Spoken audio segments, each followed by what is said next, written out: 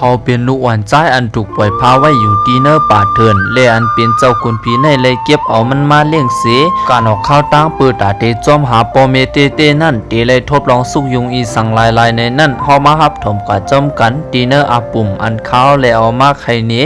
อันมีชื่อว่าเจ้าใจวันหน้าอันวานั่นข้าอเมื่อหึงเสหึงปวนมาเยานั่นเลยมีอยู่เมืองหนึ่งมีชื่อว่าเมืองโกติมหานครในเสและอยู่ป่าเตอกุมกำของเจ้าเนหวนมีชื่อว่าเจ้าโกมลราชในเสและตั้งเจ้านางเมสีสองก็อันมีชื่อว่านางวาลิกาและนางกันหาลีมาในเสเป็นเจ้านางเมสีภายซ้ายภายขวาและอันเป็นเจ้าเนโหในก็ฮักหอมนางเมมันตั้งสองก็เต้และเมื่ออันข้าวยามหึงมาเจ้านางเมสีมันตั้งสองก็จังเลยจับปฏิสันเตเสป้าต้องมาพร้อมกันตั้งสองก็ด้วยการลองป้าต้องขาเปียกปึงกันนางวาลิกาในตีเกียกอายหอมนางกันหาลีมาในมันซ้ำตีเกียกกินเนอรีบก็เปิดเจิงนั้นปุ่นตาเจ้าคุณหอคำก็จังมีลองว่นน้ำมันว่นว่าตีเป็นลองอีสังในเสียจังไรหาอันเป็นหมอลูฮูลาเข้ามาตวักตัวกำจัดตาลูกมันเลยฮู้ว่าลูกนางวาลิกาในตีเป็นกวนอันมีมูลกรรมปรามีเลตีเลยเป็นผู้ปึงนางปรางวันเมืองกวยกาวาก็เปิดเจ้าใจอ่อนในมีวดแลตีเลยกว่าทบลองตั้งหยับผึดเสจ่องกวยมีตั้งเสื้อเจอกวยกาวาปุ่นตาลูกนางกันหาลิมาในตีเป็นกวนอันมีมูลกรรมปรามีมันเจ้าเตเลยขึ้นนางปรางวันเมืองข้าวตั้ง3 ปีกวยก็เตสุดเสียงสายเจอลองในก็จังปันลองว่นนำปุ่นตาเจ้าคุณหอคำกวยกาเจ้าคุณหอคำก็อ่ำตอนหักเมก็เลยนำเลือเสก็เลยมันก็ยังหักแหล่ปันแห้งใจเมมันสองก็อยู่ตาเสกวยกาภายตั้งทางกันหาลีมาในก็เปิดมันไหลยินเจิงนั้นเย้าแลก็เปิดมันกูว่าลูกนางวาลิกาในตีมาเป้ปุนลูกมันในเสมันก็จังไรว่นหาลอกไล่เปิดตาตีเปิดขับขึงเปียลูกนางวาลิกานั่นในอยู่เย้าก็เปิดเจิงนั้นนางกันหาลีมาก็จังไรเอาคำเสเปิดตาตีกว่าจังอันเป็นลูกน้องของนางวาลิกาและอันเป็นเมมอเกิดปันลูกอ่อนนั่น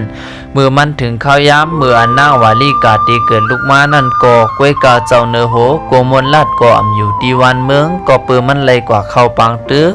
ก็เปิดเจิงนั้นการด้วยถึงนางวาลิกานั้นก็ตกอยู่ดีเนมือนางกันหาลีมาตั้งมดสีและมือย่ำหนังนั้นก็อันเปลี่ยนนางวาลิกาก็จังไรเกิดลูกมันมากวยกาเมื่ออันลูกนางวาลิกาเกิดออกมานั่นก็อันเป็นข้าใจของมันนางและตั้งหมอเกิดก็จังไรเอาลูกมันใส่ตีเนอเดือกอันนึงเย้าปกเข้มเสเน็ดกว่าฟังดินเป็ดกำเหลียวและกำนั้นก็อันเปลี่ยนนางใจของลูกน้องนางวาลิกาอันหักหลังมันขึ้นนั่นก็จังไรเอาปอดไม้ในหอผ้าขาวเสเข้ามาตีเนอห้องนวลและเมื่ออันเจ้าเนอโหโกมลลาดในกว่าเข้าปังตึกเสปอกมาถึงที่วันเมืองก็เลยมาหูข่าวว่าอันเป็นนางวาลิกาได้เกิดลูกออกมาเป็นตอนไม้ในเสกำนั้นก็มันจังว่นว่านางวาลิกาได้เป็นตัวคึกวันคึกเมืองในเสรวยลองใจลำมันนั่นแหละมันจังสังเฮซึกหันเขาในเอานางวาลิกาในกว่าตัดหูมันเปียดกำเหลียวกวยกามือย่ำหนังนั้นก็อันเปลี่ยนนางการหาลีมาก็กบมือมันกูว่านางวาลิกาได้ตีกว่าทบหันลูกมันก็จังให้แกงมาย้อนอาสักนางวาลิกาไว้เสเลปดจันเฮมันนางเลยกว่าเปลี่ยนกวนหุงข้าวหุงพักเลเบอร์สีนั้นป่นมาอ่ำหึงอันเป็นนางการหาลีมาก็จังไรต้องเจ็บเหมือนนังว่ามันตีเกิดลูกกวยกาว่ามันนางอ่ำเกิดลากำนันก็อันเป็นเจ้าเนอโหก็จังไรไม่เจอก็เป็นเมเลจังไรกว่าหาเมโมผีเฮมานับตัว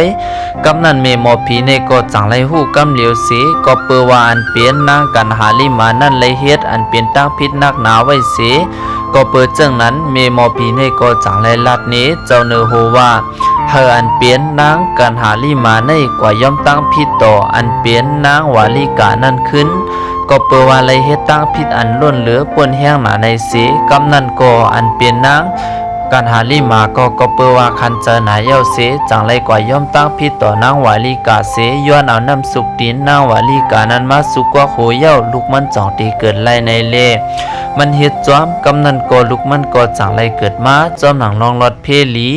ก กำนันเจ้าเนอโฮก็จังไรต่างจื้อปันเจ้าใจก็ในว่าเจ้าใจกันหาวาลีก็เปิดว่าไลโฮมเอาจื้อขาตั้งสวงอันเป็นเมสองเมสีมาโฮมกันและกำนันก็อันเป็นเจ้าเนอโฮโกมลลาดก็จังไรยุกเอาอันเป็นนางวาลีกาในเลมาเปลี่ยนกวนตัวถึงเจ้าใจอ่อนก็ในเลมาตั้งภายเจ้าใจอ่อนอันถูกมาฝังไว้อยู่ใต้ต้นไม้ใหญ่ในก็เปิดเป็นกวนมีมูลกามปารามีแลอันเป็นเจ้าผีต้นไม้นั่นก็จังไรเอามันขึ้นมาเสจังไรเก็บเอามันเป็นลูกเสเล่งรูมันไว้และจังไรต่างจื้อปันมันว่าวันนาวันหน้าในเสและอันเป็นเจ้าคุณผีในก็จังไรเล่งรูมันมาโดดถึงมันสัมปอก็เยอะและมีอายุไร7 ขวบกำนันก็อันเป็นวันนาวันหน้าในก็จังไรถามเจ้าคุณผีนั่นว่าเป็นสังไรคาเป็นก้นปอสัมเป็นคุณผีหลาในเสกำนันอันเป็นเจ้าผีไม่ในก็จังไรซับเลี้ยงเนเฮอมันป่องเจ้าเสหูหันตั้งเสียงตั้งหมดและเมื่อยามอันเจ้าคุณผีลัดเนมันเย้าก็วันนาวันหน้าในก็จังไรเตื้อเจ้าเสห้องให้ออกมายินเอหลูก็เป็นเมนาเสและทุกข้าอย่าเปิดกำนันก็มันจังไรย้อนสงสั่งอันเป็นเจ้าปอผีต้นไม้ในเสเปิดตาที่ออกกว่าจอมหาก็เป็นเมนาอยู่เย้ากวยการเป็นเจ้าคุณผีก็จังว่าก็เปิดวันนาวันหน้าในตึกเปลี่ยนลูกอ่อนก็เล็กแห้งหนากูไล่กว่าญาอันเปลี่ยนเจ้านางเมสีจะให้นั่นเฮ็ดให้ในเสเจ้าคุณผีก็จังไรจี้นี่เส้นตั้งเฮวันนาวันหน้าในออกข้าวตั้งกว่าหาเจ้าปอยาเสอันมีตั้งเกิดเขียนนั่นเสปือตาดีกว่าเห็นเอาปิญญาตั้งหูตั้งหมอเฮลงเหรียญสีก่อนจ่องก้อยออกข้าวตั้งกำนันก็อันเปลี่ยนป.10ของวันนาวันหน้าเจ้าคุณผีในก็จังไรสงสังมันเสลาดว่าถึงขายามตีปอเตไลขึ้นเมื่ออยู่ขึ้นตีเนอเมืองผีเย้ากำนันก็จังไรสงสังวันนาวันหน้าเสขึ้นกว่าตีเนอเมืองผีวันนาวันหน้าเมื่ออันปอเก็บมันและหายกว่าเปียดมันนั่นก็จังไรยินเตอเจอหน้ากวยกามันก็จังไรเห็นเอาโคเสออกข้าวตั้งกว่าจอมหนังอันเจ้าคุณผีป.10เขาลัดเนมันไว้นั่นเสคำนำคำหวยมาและสั่งไรมาทบหันเจ้าปอยาเสและสั่งไรมาย้อนให้ลุงน้องตะเปเสเปิดตาเตเห็นเอาปิญญาตั้งหูตั้งหมอตีเจ้าปอยาเสปาในและวันนาวันหน้าก็จังไรตั้งเจ้าเสเห็นเอาปิญญาตั้งหูตั้งหมอข้าวตั้ง1 ปีเย้าและเมื่ออันมันลงเหรียญกูป้าเย้าก็จังไรส่งสั่งอันเปลี่ยนปอยาเสเสเปิดตาเตออกข้าวตั้งกว่าตีเมืองกูตีนครนั่นเสเปิดตาเตปอกเมื่อหาก็เป็นเมในอยู่เย้ากวยกามันไหลกวางตั้งกว่าถึงตีนองโมคอรานีเป็นตีอยู่ของการายักษ์และอันเป็นนางคินีสองก็โผเมนั่นเป็นตะเปของเจ้าคุณผีเวสสุวรรณในอยู่เย้าแต่เมียนพ้องเมื่ออันเจ้าการายักษ์ในตึกกว่าเขาทบตั้งเจ้าเวสสุวรรณเสและเมื่อย่ำในก็เหลือไว้นางยักษ์คินีอันเปิ้นนองโมในเสและเมื่ออันวันนาวันหน้าเลยมาถึงตีนองโมวันในก็เปือว่าลองเฮออวนและมันก็จังไรลงกว่าอาบน้ำเล็กกูเก็บกินงามหมูกวยกาเมื่อยามหนังนั้นยักษ์คินีและหันมันเย้าก็จังไรไม่ยอบเอามันเสเอามันกว่าขังไว้ตีเนอทำข้าวตั้ง7 วันเสก็เปือว่าเปิดหาพิยักษ์การายักษ์ในปอกมาขึ้นเสมาเตียบตัดตั้งพิษของลูกอันก็ในอยู่เย้า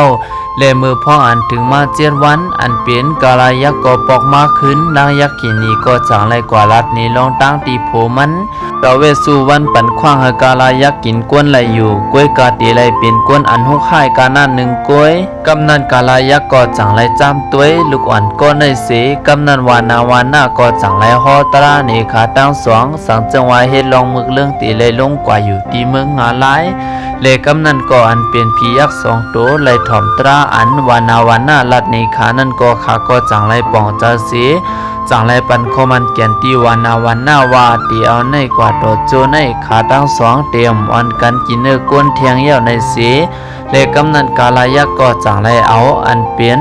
เจ้าใจอ่อนในเสตีโหว่ามันเย้าเสกว่าส่งเปิดตาเตเฮเจ้าใจอ่อนในกว่าถึงตีวันเมืองโกตีมหานครนั่นอยู่เย้าและกำนันก็มือพ่ออันพิยักกว่าขึ้นนั่นก็อันเป็นวานาวันหน้าก็ข้าวตังมาก็เหลียวและเฮอวนหนาและสั่งไรมานอนรับอยู่แต่ตนไม่ให้อันใหญ่ลงตีหนึ่งนั่น เลเนอขยามในกอมยันพองวันเมืองอังกาศิกาลานในตึกจอมหาผู้สืบปุดนางปาลางวันเมืองก็เปิดว่าเจ้าเนอโหเขาในตึกเสียงกว่ากวยเสหาก้นตาเด็กขึ้นมาปุดนางปาลางวันเมืองนั่นก็หายาบกำนันก่อนเป็นอามาตพองเมืองเขาก็จังแล้วโลมาคำในสีปล่อยให้มันกว่าหางกวยสังเจิงมันกว่าคือตีเพอก็นั้นเย้าตีเลยขึ้นนางปาลางวันเมืองเป็นเจ้าหอกคำวันเมื่อนาและกำนันก็เมื่ออันมาเลตั้งหลอกคำในออกมาตั้งนอกนั้นก็จังไรมากกึดอยู่ดีเงาไม่ให้ตัวในเสียกำนันก็เลยหันลูกอ่อนใจก็หนึ่งนอนรับไว้อยู่กำนันก็อามาตลงก็จังสั่งให้เพื่อนเอาเครื่องต่อยตึงในมาต่อยหิมันสั่งเจ้าว่าลูกอ่อนใจก็ในตกใจเสียผืนลูกเรียนปลายเพราะว่าในจึงมันตื่นอ่ำทึกเป็นเจ้าคุณหอคำเลมือย้ำหนังนั้นก่อนเป็นอามาตพ่องเมืองเขาก็สั่งให้เพื่อนมาต่อยมาให้เสียงอันมนเสื้อนั่นก็กวยกาอันเปลี่ยน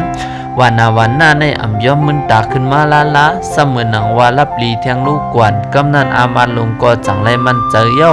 ว่าลูกอ่อนก็ในเย้าเตกึ่งถึกเป็นเจ้าคุณหอคำในวันเมื่อหน้าในสีกำนันก็จังไรฮับเอาลูกอ่อนใจก็ในมือตีเนวางแต่วันกันเฮ็ดปล่อยหับตวนเจ้าคุณหอคำป้าเหมือเขาและอันเป็นเจ้านางพัชจากก็เปิดว่าไรวันหน้าในมาเป็นลูก10สีและสั่งสอนให้วันหน้าในหมออุปเปิงวันเมืองจอมตราต่อถึงวันหน้าในสัมปอก็อย่าเปลี่ยนเหมามา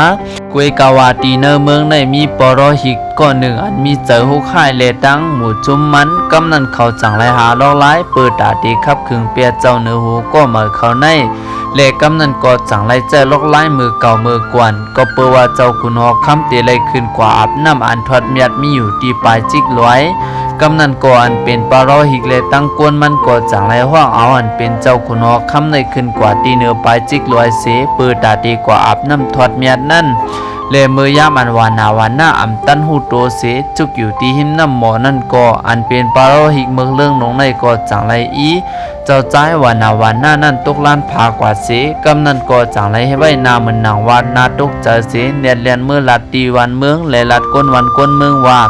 เจ้าเนื้อโหออกล้มยองอีสังอำโหขึ้นกว่าอาบน้ำทอดเมียดก้อยโกเฮ็ดเธอมันเลยตกใจเสเวียนตกหอยกว่ากำเหลียวกำนันสึกหันเขาเจอในก็จังและอ่อนกันมากใครหาและห้องเสียนหากวยกาวาอ่ำมีเผยตัวพันตัวเจ้าเนื้อโหก็เหมือนในลา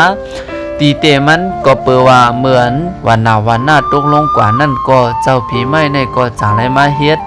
คือหลงอันนึงมาฮับไว้ตัววันหน้าเสวันหน้าก็ได้ฮับตั้งเจ็บว่าสีสังเสอีและกำนันวันหน้าก็จังและการลงมาตีคือนั่นเสเนียดออกข้าวตั้งปอกมือขึ้นกวยกาวันหน้าในกวางตั้งสีคำอยู่ตีเนอกี่ลอยเจอในสีต่อถึงสัมปอรับสิ่งและเนอขายนั่นก่อนเป็นเจ้าคุณพีเขาก็จังไรเฮ็ดปังใต้อ่อนมาปันเปิดตาเฮอวันหน้าในยอบเอากว่าเป็นตั้งกินมันกวยกาวันหน้าในอ่ำคายยำปังใต้เจอในซ้ำไว้เหมือนหนังเป็นไตก่อมันกวยกำนันเจ้าคุณพีสองป้าก็จังไรไล่หางมาเปลี่ยนเหมือนหนังก้นเข้ากำตราสีมาย้อนเฮออันเปลี่ยนวันหน้าในฮอตราในขาตั้งสองวันหน้าก็จังไรฮอในขาตั้งสองเสียถึงที่ขาตั้งสองในป้อป่องเจอตีเนอร์ลองตรากว่าอยู่เย้าและกำนันก็อันเปลี่ยนกวนสองก้อนในก็จังแล้วเอาเข้ามาเลี้ยงวันหน้าสิกำนันก็มือพ่ออันเลี้ยงเข้าอิ่มเลี้ยวก็ก้นเท่าสองก้อนในก็จังแล้วออกข้าวตั้งสิหายกว่าเปียดขึ้นกำนันวันหน้าก็สิบออกข้าวตั้งมันมาเทียงกวยกามันมากวางตั้งสิมาถึงเสตีน้องน้ำตีหนึ่งกำนันก็มันจังแล้ววักกินน้ำอันนั้นสิเปิดตาเฮือมันหายกวยกาวาตีในเปลี่ยนวันเมืองเจ้ากินนวลเป็นที่อยู่ของนางกิงอารีและคุณกิงอาราเขาและก็เปิดเจ้งนั้นจังไรมีผียักษ์ในเปลี่ยนผู้ลุ่มลาด้วยถึงเหมือนผียักษ์3ตัวหันว่ากวันหน้าในมาเลียนน้ำเขานั่นก็จังไรยอบเอาตัววันหน้าในกว่าคังเสปอทุบมันเข้าตางปอหึงกวยกาวาอำวาตีเฮ็ดให้มันตันหือก็เปิดว่าน้ำทอดเมียดอันนั้นเลยเข้ากว่าอยู่ดีเนอตัววันหน้าไว้เอาเล เขาอันกันป้อเฮเมียมันตันหือก็มันอำเลยตั้งเจียบว่าสังกำหนึ่งกุยก็ซ้ำป้อหายกว่าเย้าเลยอยู่มาวันหนึ่งเจ้าเนโฮกินนวลอันเป็นเจ้าเมืองในก็จังไรนวลพันหันว่ามันเลยกว่าถ่อมตราพระเป็นเจ้าสีเลยถ่อมอำสุดกำนั้นก็มันจังไรเป็นข่าวหากวนในเมืองในอ่อนกันมาโฮตราเนี่ยมันสั่งจึงว่าพโฮตราเมื่อหนังอันมันเลยถ่อมตีเนอฝันนั่นลีเพราะว่าในจึงมันเตยุกเอาวันเมืองครึ่งหนึ่งในปันก็นั่นในอยู่เย้าและกำนั้นก็อันเปลี่ยนกวนตีเนอวันเมืองก็อันกันมาโฮตรากวยกาวาอัมบาเพอเตมาโฮมาลาดอีสังก็เย้าอัมเหมือนตราพระเป็นเจ้าเสียอีกและกวนกูก็อันกันคัดเจอมาสัมปอสิ่งต่างเมืองเจ้าเนโฮก็ยังอ่ำไปไล่ก่อนตีมาโฮตราปันมันกำนั้นก็จังไล่ถึงขายามเมื่ออันวันนาวันหน้าในตีไล่ก่อโฮนี้เจ้าเนโฮและกำนั้นก็พิยักก็จังไล่เอาตัววันนาวันหน้าในออกมาตีเนห้องขังเย้าและกำนั้นก็จังไล่มานังเสโฮตราเนเจ้าเนโฮกินนวลในและเหมือนเจ้าเนโฮกินนวลไล่ยินเย้าก็มันก็จังไล่ยุกยองอันเปลี่ยนวันนาวันหน้าน่ะสิปล่อยปันมันเย้าเลกำเนิดก็ยุกเปลี่ยนเจ้าเนโฮสีกำเนิดก็จังไลเอาลูกยิงมันในอาเพอเปลี่ยนเจ้านางเมสีของวันนาวันหน้ากว่าอยู่เย้าวันนาวันหน้ามาอยู่ที่วันเมืองเจ้ากินนวลในข้าวต่างหึงกำเนิดก็จังไลวนถึงว่ามันมีนาตีปุนพวนเปิดตาเตจอมหาเมในสีกำนันก็จังไลมาย้อนส่งสั่งเจ้าเนโฮกินนวลเปิดตาเตออกข้าวต่างกว่าจอมหาก็เป็นเมเต้นั่นในสีเจ้าเนโฮกินนวลในอำเคยปันคากว่าสีตาก็กำนันก็อำจังเฮ็ดจึงหือมันก็จังไลถอดปีกมันในสีอาปันเจ้าวันนาวันหน้าเย้ากำนันอันเปลี่ยนเจ้าวันนาวันหน้าเลยตั้งนางเมมันก็ขาดทั้งสองก็จังไลอ่อนกันวินลงมาเมื่อหันเจ้าปอยเสตีหนึ่งนั่นขาสองก็ผมเมก็จังไลลงกว่าย้อนปึงอิงเสนอนลือเฮอไว้อยู่ดีซุ่มเจ้าปอยเสกวยกาเหมือนถึงมาข้ายามกลางเนนั่นก็อันเป็นขาสองก็ผมเมก็จังไลอ่อนกันไว้ปีกตีซุ่มปอยเจ้าปอยเสเยาเสออกกว่าหาหมักไม่ปืนตาเตมาหลูกับเจ้าปอยเสกุยกาเจ้าปอยเสก็ในเสาไฟขึ้นแห้งหนาแลมือลมมานั่นมันก็อำตันให้หามไรเสจังเฮ็ดเฮาไฟในเลยกว่าล่ามไม้เปียดซุ่มเจ้าปอยเสนั่นสิอันเป็นปีกขาทั้งสองก็จังไลถูกหญ้าไฟไหม้กว่าเปียดและเหมือนคากว่าหาหมักไม้เสมาหาขึ้นเจ้าปอยเสนั่นก็ขาไลหันซุ่มเจ้าปอยเสในไฟไหม้กว่าเป็ดเย้าเสและปีกขาทั้งสองก็ไหม้กว่าป้าข้าก็อำจังเฮ็ดจึงหือจังไลอ่อนกันคัดใจเฮ็ดปันซุ่มเจ้าปอยเสในอันเหมยเย้าเลกำนั้นก็จังไลอ่อนกันไปเสออกข้าวตั้งกว่าเที่ยงแต่ข้าก็จังไลมาถึงสติแคบแลนลินวานเมืองกาสีกาลาดขึ้นก็เปิดว่าตาดีกว่าถึงตีวันเมืองกุฏิมหานครนั่นตีเลป่วนวันเมืองกาสีกาลาดเลนขายามนั่นมืออันเจ้าใจวันนาวันหน้ามาถึงตีนายเย้าก็จังไลคุกจะไลเคยเจอถึงอันเป็นเมสิบมันเจ้านางภาษากวยกาวาเข้ากว่าหาอำไลก็เปิดว่าอามาตเบิกเรื่องเขาในวุ่นว่ามันตายกว่าเย้าเสีกำนันก็อันเปลี่ยนวันนาวันหน้าก็จังไลสั่งให้นางสุวรรณเคลีนางเมมันในเอาสร้อยหมอกอันมันสร้อยมานั่นสิเข้ากว่าเจ้านางภาษามือกว่าถึงกว่ายืนสร้อยหมอกนั่นก็เฮอห้องความอันวันนาวันหน้าไลเจอนั่นเลมือย่ำหนังนั้นเจ้านางภาษาไลหันลงตรงหมอกอันนั่นเลตั้งเพ่งความอันนั่นก็จังไลถามตีนางสุวรรณเคลีว่าฮู้จักกันตั้งลูกใจมันอยู่กำนันนางสุวรรณเคลีก็จังลาดว่ามันเป็นนางเมฆของวันนาวันหน้าในสีเลนขายามนั่นก็อันเปลี่ยนนางพระจาก็จังไลส่งกุนในกว่าฮับเอาวันนาวันหน้าเข้ามาขึ้นสีเลปะโลหิมึกเรื่องก็จังไลญาเตียบโหเปสีเลยตายกว่าอยู่เย้าเลกำนันก็เจ้าเนโหวันนาวันหน้าก็จังไลขึ้นอุปเปิงวันเมืองกาสีกาลาดด้วยมีนางสุวรรณเคลีเป็นเจ้านางเมสีเสช่วยกันอุปเปิงวันเมืองกวยกาวาเหมือนกูเจอกูลองเข้มเรียบเลี้ยวนั่นว่านาวันหน้าก็จังไลออกใจเปิดตาเตจอมหาเมเต้ในเสจังไลผักนางสุวรรณเคลีไว้ตีเวินมันเมืองกาสีกาลาเสจังไลจอมอันเป็นปอกาลอกเขาเสเมื่อถึงตีวันเมืองกูติมหานครเลยมือยับหลังนั้นก็มือพ่ออันตึกเผียวทีตาน้ำนั่นก็อันเปลี่ยนวันนาวันหน้าก็จังไลหันขาดใจเข้ามาสักพาสักโคกำนันก็มันจังไลลงกว่าถามหาเจ้าเนโหโกมลละแลตั้ง นางวาลีกาในเสเลก็เปวาตีเนอคาเจอนั่นก็ป้านางวาลีกาไว้เสเมื่อย่ำหนังนั้นก็นางวาลีกาจังเลยตกเจอเป็นสังแลกวนใจหนุ่มก็ในหูจือมันนางกำนั้นก็มันนางก็จังไรกว่าลาดว่ามันในเย้าเป็นนางวาลีกาในเสและเมื่อย่ำอันวันนาวันหน้าเลยยินเจิงหนังนั้นเย้าก็มันจังไรคุบลงเสห้องไห้เสกำนั้นก็จังไรซับเลี้ยงนี้ตั้งสิ่งตั้งมดลองว่าเจ้านางเมสีอันเจอให้นั่นเอามันเสตีเนอเตือกเสกว่าพังไว้ตีเนอป่าเถื่อนและมีเจ้าคนผีในเก็บเอามันมาเลี้ยงในเสแล้วปอดไม้ในมาเตียนต่างตีมันไว้และเมื่อยามอันนางวาลีกาไหลหู้เจิงนั้นเย้าก็จังไรเตอเจอหนากำนั้นก็มันจังไรเจอถึงลุกมันหนาเสจังเน็ดเข้ากว่ากวาดลวยตึกหันกันกำหนึ่งกล้วยและลงกวาดข้าวตั้งสองนั้นก็จังให้เธอนางเจอดังก็ไหลหันเย้ากำนั้นก็จังไรว่นกว่าตีเนอร้องไห้เสจังไรกว่าลาดถึงเจ้าเนอโหโกมวนลาดเสกำนั้นเมื่อเจ้าเนอโหไหลยินเย้าก็จังไรเจอลำขึ้นมาและจังสังหาซื้อหาในกว่ายบเอาวันนาวันหน้านั่นเลตั้งนางวาลีกาในมาขังไว้ตีเนอควักเสเปิดตาหับตั้งพิษเวกาเหมือนปกก้าเขาแลหันวันนาวันหน้าย่ายบนั่นก็เขาก็จังแลเอาลองในมาลัดนี้อันเปลี่ยนเจ้านางพัดจ๋าวันเมืองกาสีกาลาเสและเมื่อยามหนังนั้นก็ขาตั้งสองก็จังไรยินเตอเจอนาและกำนันก่อนเปลี่ยนนางพัดจ๋าก็จังไรส่งกวนในเปิดตาเตกว่าตักกันตั้งเจ้าเนอโหโกมนลาดเสเอาโคโหตราอันหนึ่งเย้าเปิดตาเตกว่าลาดเนเจ้าเนอโหโกมนลาด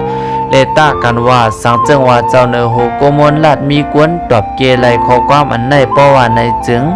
เตยุกเอาวันเมืองกาสีกาลาดในปันเฮอเจ้าเนอโหโกมนลาดในอยู่เย้ากำนันเจ้าเนอโหโกมนลาดก็จังไรหากวนในเปิดตาเตมาตอบเกคอในจอดตั้งเมืองเย้าอ่ำมีเผอกำนันก็ถึงกำอันวันนาวันหน้าในเตเลยมาตอบเกเสกำนันเมื่ออันวันนาวันหน้าเลยมาตอบก็ซ้ำถูกเมียนลีและกำนันก็เจ้าเนอโหโกมนลาดก็จังไรยุกยองเฮออันเป็นวันนาวันหน้าในกว่าอุปเปิงวันเมืองกาสีกาลาดในอยู่เย้าเวกาวันนาวันหน้าก็เลยตุกย้อนตีเจ้าเนอโหโกมนลาดว่าเตียวนางวาลีกาให้กว่าจ้อมและเจ้าเนอโหก็จังไรย้อมเสียกำนันก็อันเป็นวันนาวันหน้าและตั้งเมมันก็ปอกมาถึงขึ้นตีวันเมืองกาสีกาลาดกวยกาวันนาวันหน้าในไปย้อมลองอันมันเคยตอบเตียนขึ้นอันเป็นเจ้านางเมสีเจอให้อันเฮ็ดดอกขาสองก็เมลุกมานั่นในสี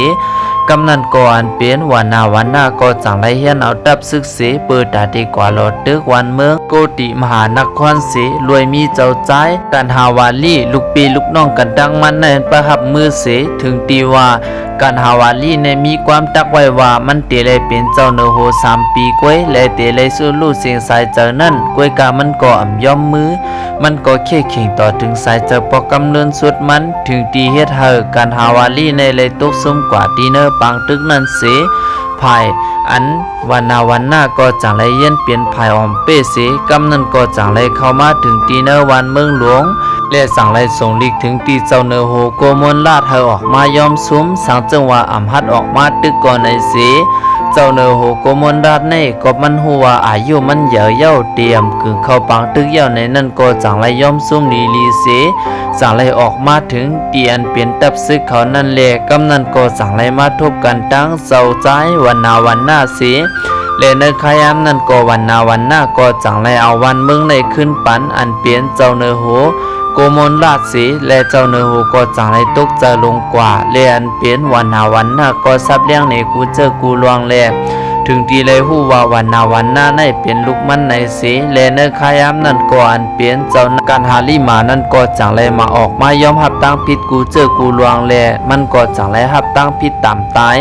ป้าตั้งลูกน้องตะเปอันมันเลยจางไว้ตั้งสิ่งตั้งหมดนั่นสิและกำนันก็อันเปลี่ยนเจ้าเนอโหโกมนลาดก็จังไรขึ้นเป็นเจ้าเนอโหขึ้นเสและยกเอานางวาลีกาในมาเป็นเจ้านางเมสีและอยู่จอมกันมีตั้งเสื้อเจอเหมือนเก่าและภายตั้งวันนาวันหน้าก็จังไรมาส่งสั่งปอตั้งเมเย้าเตปองเมื่ออยู่ขึ้นตีวันเมืองกาสีกาลาดเมื่อเป็นเจ้าเนอโห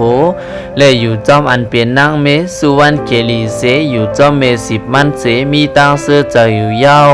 และในก็เป็นอาปุ่มเจ้าจ้ายวันหน้าอันขาวแล้วเอามาไข่นี้ได้ก็เขาเนวันเมื่อในคาออเขียนต่ออย่าลืมตึกไล่ตึกแชร์และติดตามไว้ปันข้องเฟซและ YouTube ขาวสีกัม